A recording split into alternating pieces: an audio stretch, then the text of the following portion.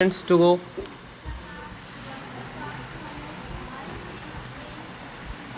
Start. I am thankful to you for having given me this opportunity long last to say a few words on the budget. Already much has been said, and I think the finance minister has come in for his share of congratulations as well as criticisms. So there is not very much to say, but I should like to say a few words. The increased development expenditure and the absence of any new taxation has earned for the budget a good response even from the businessmen. I especially welcome the relief given to the middle classes by raising the exemption limit of income tax in respect of personal income. No doubt, this is some relief to the middle classes, but I would request the finance minister if he could too raise this exemption limit from rupees 4,000 to rupees 6,000, as that would give substantial relief to the middle classes. I am indeed glad that the Taxation Inquiry Commission has been appointed with Dr. John Mathai as the chairman, and I am sure that many of the vexed problems may be solved through this commission. At the same time, I would request the finance minister to put off the estate duty bill for the present, since this inquiry commission has been appointed and they may go into this question, for I feel that it is not an opportune moment to put on more taxes on the people.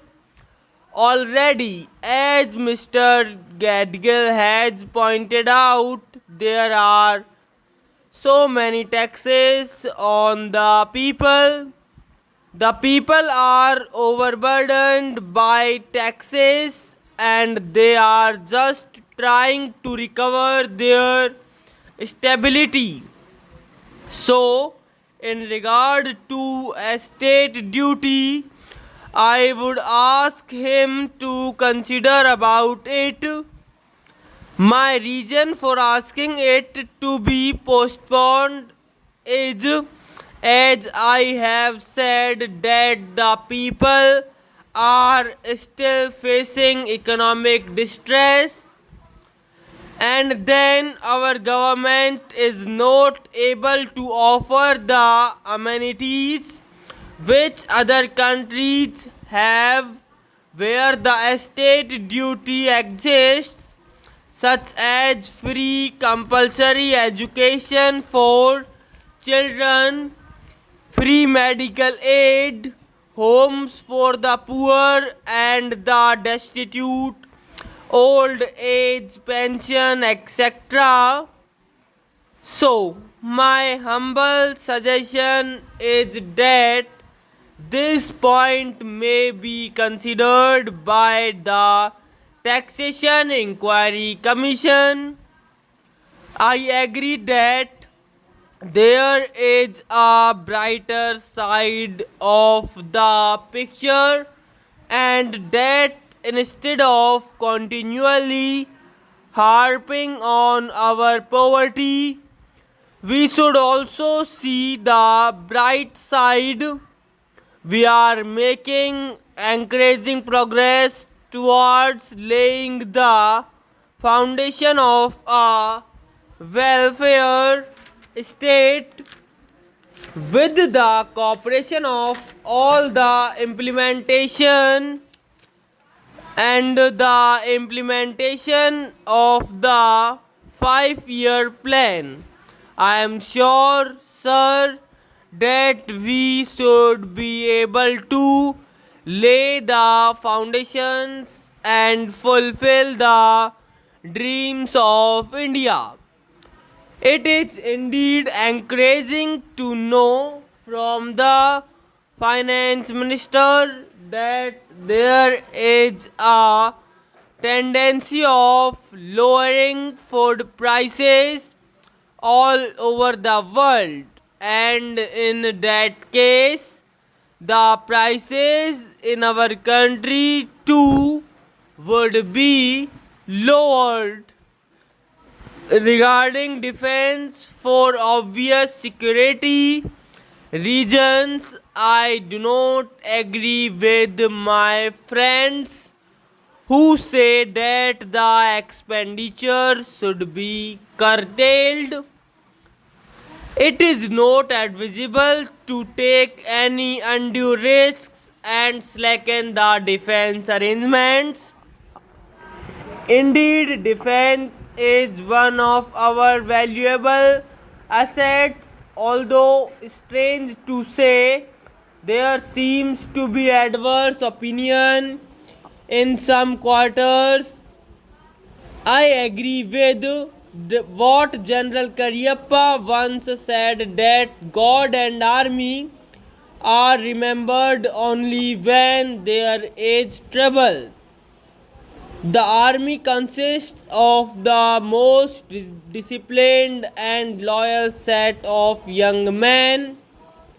It would not be proper to effect economy in the pay of these brave officers, as it would not be an incentive for the right type of young men to join the army, and it would become ineffective and inefficient.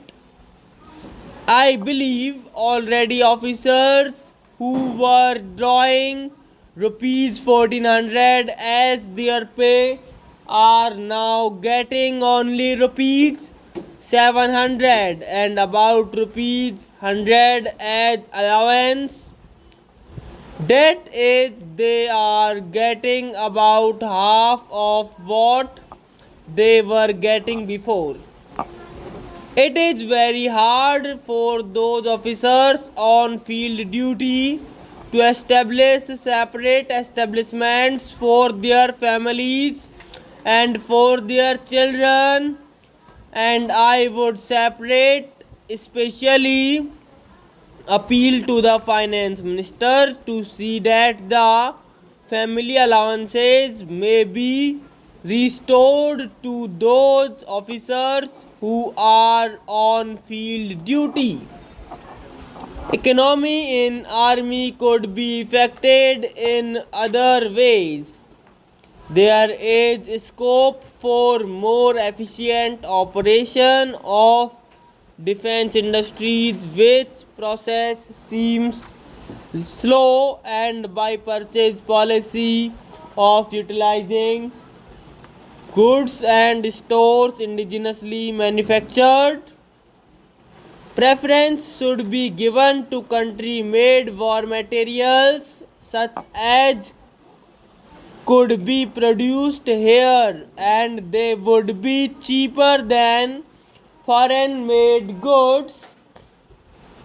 It may also suggest that the armed forces who are not on field service or under any operational commitments could be utilized for giving military training to the youths in schools and colleges, which would teach discipline and loyalty.